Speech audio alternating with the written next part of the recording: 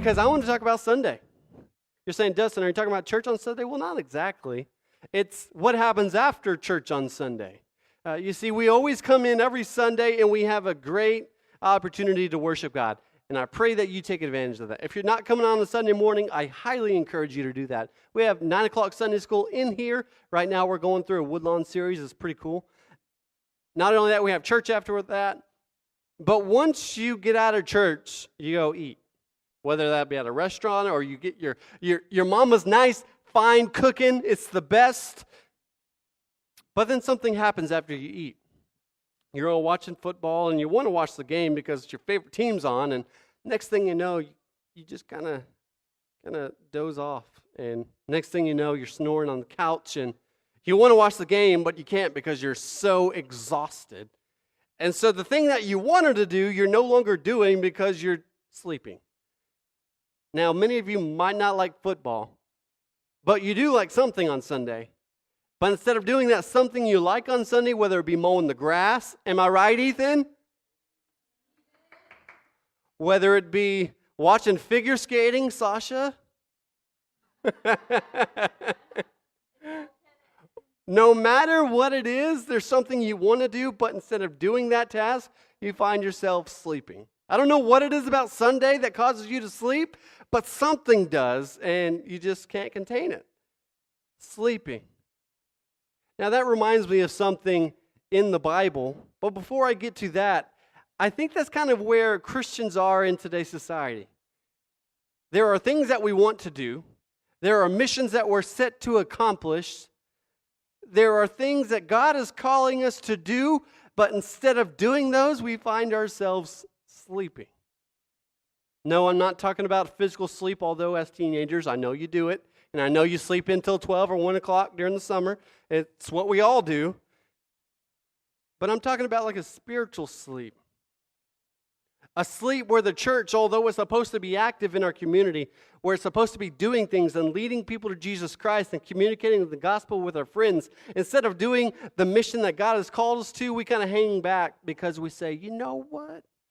People don't want to hear from me. People don't like the gospel nowadays. I mean, you see what they do to Ted Cruz. They pretty much kick him out of a restaurant because, well, he's a Christian. They don't want to hear what I have to say about Jesus Christ. And so instead of pursuing God's purpose and His plan for our life, we hang back. Instead of being on the game on a Friday night, we're on the bench just sitting there looking at our cell phone. Instead of being involved in the drama and being that lead, we say, we're just going to hang back in the back and just work lights. We're not in the game because we're afraid to jump in and serve. The Christian church is a sleeping giant, if you will.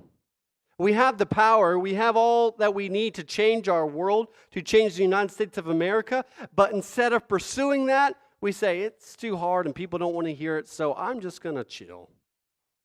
I'm just going to watch Netflix, going to put popcorn in my mouth, and I'm going to lay on the couch and I'm going to fall asleep. Next thing you know, you're a sleeping giant. I don't think that's God's plan for our life. But I want you to know that you're not the only people who struggle with that. I want you to know that our church isn't the only church in America who struggles with that. You know what? Even the disciples, they struggled with that. So if you have your Bible, let's go ahead and look at Matthew chapter 26. We're going to be looking at verses 36 through 44. Christ gave the disciples a mission, but instead of doing that mission and keeping an eye out, they find themselves sleeping. Then Jesus went with his disciples to a place called Gethsemane, which conveniently is the title of this message. And he said to them, "Sit here while I go over there and pray." He took Peter and the 2 sons of Zebedee along with him, and he began to be sorrowful and troubled. Then he said to them, "My soul is overwhelmed with sorrow to the point of death. Stay here and keep watch for me." He gave them a clear objective. Stay here and keep watch. Going a little further, he fell with his face to the ground and prayed, "My Father, if it is possible, may this cup be taken from me. Yet not as I will, but as you will." Then he returned to his disciples and found them sleeping. A sleeping giant, something that the whole church does in today's world. He finds them asleep. "Couldn't you men keep watch with me for 1 hour?" he asked Peter. "Watch and pray so that you will not fall into temptation. The spirit is willing, but the flesh is weak." He went away a second time and prayed, "My Father, if it is not possible for this cup to be taken away unless I drink it, may your will be done." When he came back, he again found them, guess what? Sleeping. Because their eyes were heavy. Have we ever been there before? So he left them and went away once more and prayed the third time, saying the same thing. This is sad to me. God gave them a clear opportunity to do something for Christ. But instead of completing the mission and keeping watch for Jesus, they fell asleep.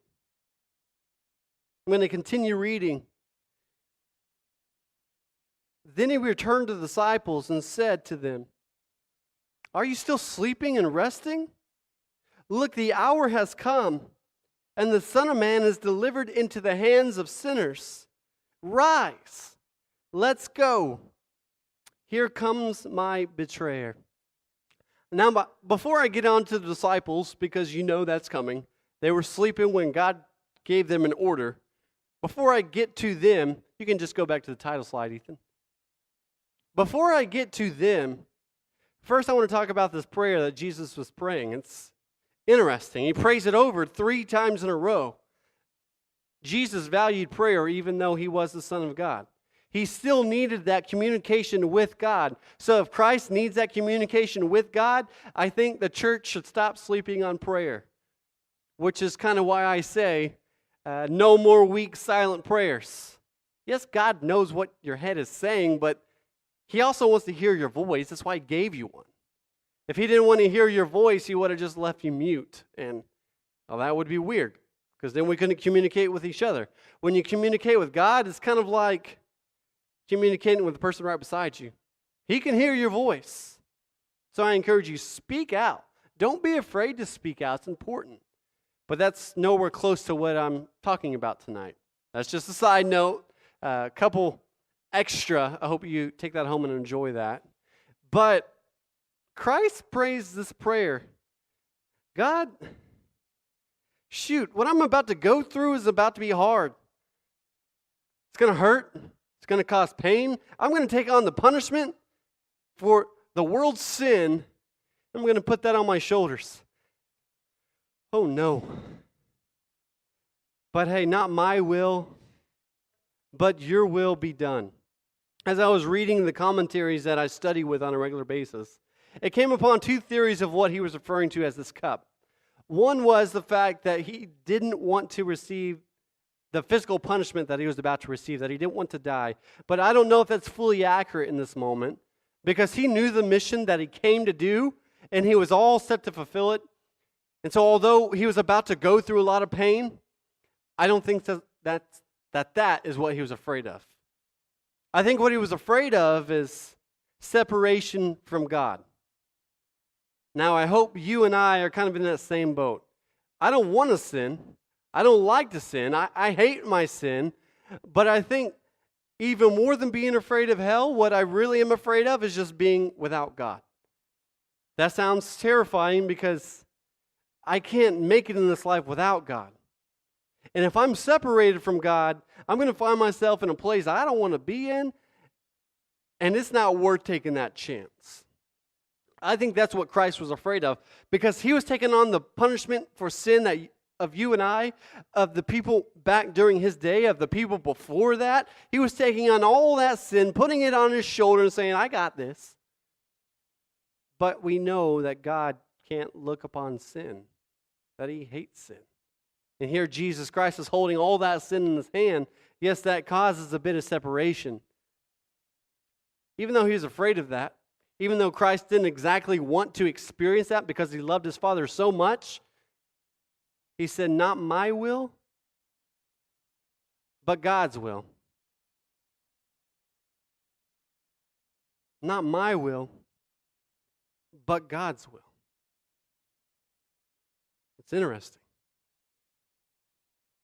I think we can learn a lot from that.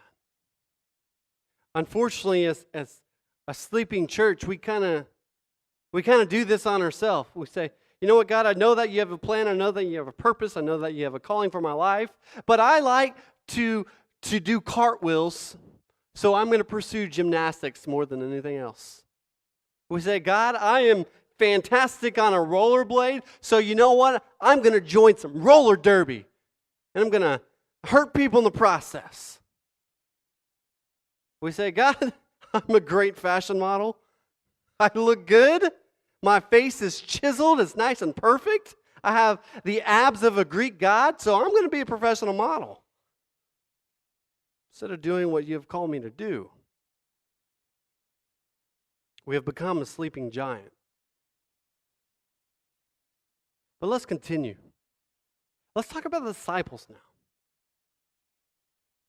Christ gave the disciples a mission, a purpose, a reason for them to be in the garden to keep watch over Jesus. You see, Jesus knew what was coming. The disciples didn't.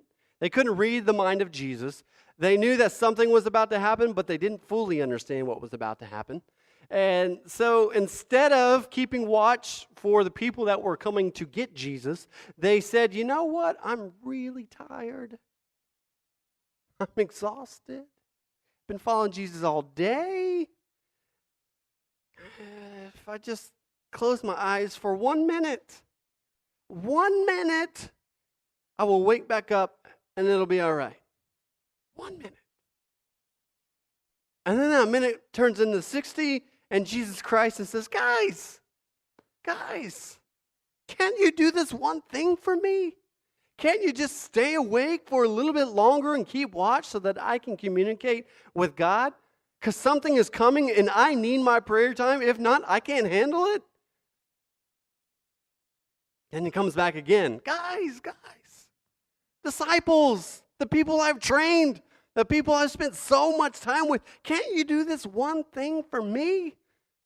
You're my followers. You got to follow my commands. Why are you asleep? And then he does it a third time. He says, guys, we're sleeping again. Strike 3, you are out. Swing and a miss. Go sit in the dugout. Here comes my betrayer. Darn it. Unfortunately, I think the church is kind of doing what the disciples were doing in this moment. Instead of pursuing what God is calling us to chase after, we're closing our eyes on a Sunday, maybe during a sermon, and we say, it's not that important. Going to see you at the pole, it's not that big of a deal. It's raining outside, it's cold, I'm just going to close my eyes and go to school 5 minutes late because it'll be all right. I can always pray another time. Here's my first point tonight. Not my will, but God's. Not my will, but God's will. You see, there's a lot of things that I could pursue. There are a lot of things that I could chase after. There are a lot of passions that I have in my life that I could chase after instead of chasing after God. But if I chase after all these other passions, I'm not really doing what I'm meant to do. I'm not really doing what I'm created to do. And if I'm not doing what I'm created to do, I'm wasting my life. Because although I love football, I wasn't created to be a football coach. Because I was good at math, it doesn't mean that that's what God was calling me to do. No, by following after God, by becoming a pastor, I'm doing and fulfilling the mission that God set for my life from the very beginning. And I want you to be the same. When God calls you to do something, I encourage you, do it. This morning, many of you had a choice to make. You could say, Dustin, See you at the pole. It's at 7 o'clock. It's at 7:30. It's at 8 o'clock. We could say, it's time to go. It's time to get it. It's time to pray. My campus needs me, and I can do something amazing. I can pray for them. Or we can say, it's raining. I'm tired. I was up till 12 o'clock doing homework, and it's okay. Many of you got up. You said, you know what? It's time to get to work. It's time to go. It's time to make a spiritual impact for my campus. And I applaud you. I'm proud of you. Even if you didn't make it out tonight, I'm still proud of you. I still love you. And there's always tomorrow. You can go tomorrow and pray over your campus at the flagpole like nothing ever happened. I encourage you to do it. Even if you went today, I encourage you to do it anyways.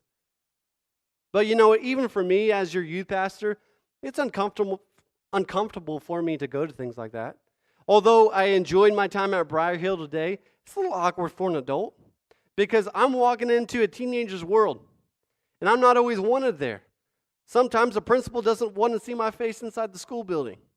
Sometimes the students that are in the circle, instead of seeing me as a person who cares about them, they think I'm just a leader trying to push my own will on their life, or even worse, they might think I'm a predator or some creepy man that's going bald.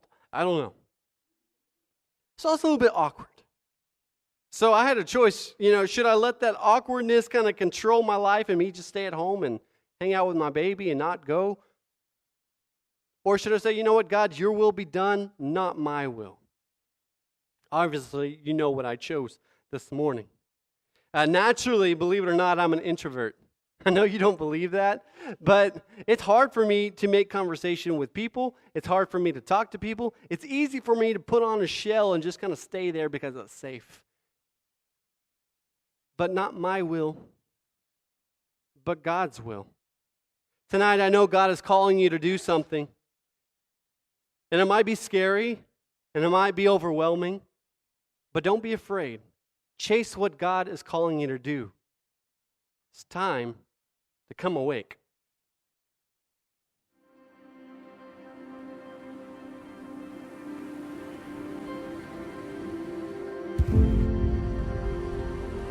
Awake, O sleeper,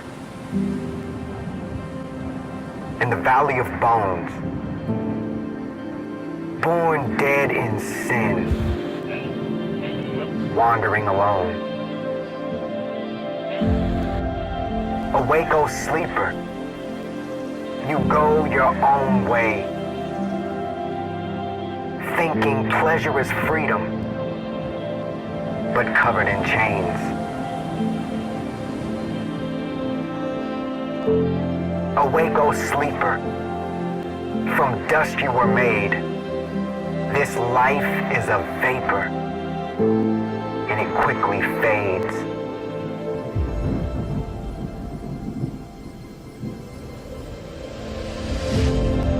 Awake, O sleeper, you try to live right, but darkness prevails, overcomes all your might.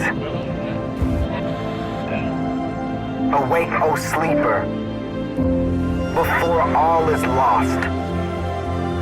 Trust not in yourself, but blood on a cross. Awake, O sleeper, and turn to the one who, love so amazing, surrendered his son. Awake, O sleeper, in the valley of bones, rescued from sin, no longer alone.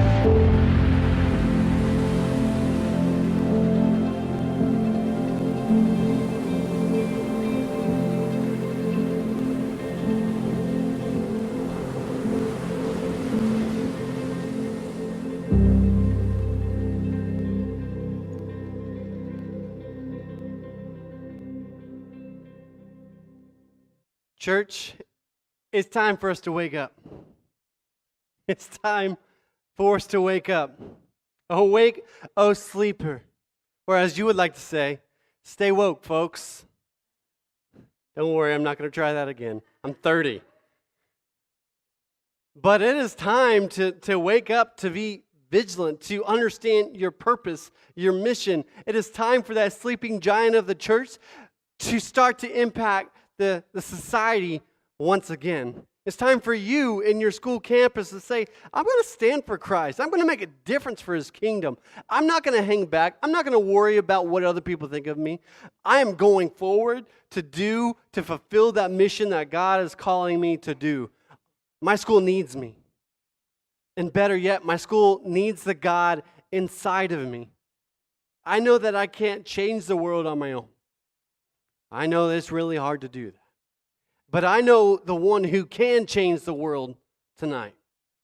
I know the one who has the power in his hands to bring the dead to life. I know the one who can give hope to people who are desperate. I know the one who can comfort those in their brokenness, who can uplift those who can't seem to find happiness or joy. I know the one who can save, who can restore, who can challenge people to go further and to do more. I know the one who has the power of life and death in his hands. It's time for me to awaken. It's time for me to rise. You know, I know at times we're going to miss the mark. I know at times we might fall short. The disciples did, and they started this church. They fell short. They were sleeping. But when they awakened, man, they started something that hasn't stopped even today. What they started then continues now. They came to life. Church, I encourage you, come to life. You might miss the mark. My challenge, hit the mark more than you miss the mark. Stand for God more than you don't stand for God. Pray to God more than you don't pray. Read more than you don't read. Chase after what God is calling you to. Rise up. Because I know that if you do, if you take hold of that message, we're going to start something in our country that'll change this place. And I think you know that our country needs that. I think you know that our world needs that more than ever. So wake, O sleeper. Just do the thing. Do the thing that God is calling you to. Don't listen to the voices. They're going to be negative. I mean, you see Ted Cruz today, getting kicked out of that restaurant because people disagreed with his political views. Just because people disagree doesn't mean that he's wrong. And doesn't mean that he shouldn't continue to pursue the thing God is calling him to do. He could quit. He could give up. But guess what? He's still on the ballot that we're going to vote on this coming up season. I'm not telling you got to vote for Ted Cruz because you guys can't even vote. But I am saying this guy could have been pushed out, but he's keeping going. People might push you out. They might think that you're an idiot for believing in God. They really might. But that doesn't mean you should let your voice be silent. That doesn't mean you hang back. That doesn't mean you go back to sleep. No, in those moments when you encounter adversity, that's when you rise. Jay, if you could come to the stage. Gethsemane was a moment of triumph for the praying community. Jesus prayed, not my will, but your will be done. And because of his prayer, we can ask God to forgive us of our sins. And this is what I learned from that. God, not my will, because my will is weak, but God's will is strong. Awake, O sleeper. Disciples, don't sleep any longer. You have a mission. You have a purpose. Live that purpose. And not only that, we got to rely on the power of God every step along the way. If we can do that, if we can come to life, if we can awaken our spiritual soul, if we can learn to care about others once again, this gospel cannot be stopped.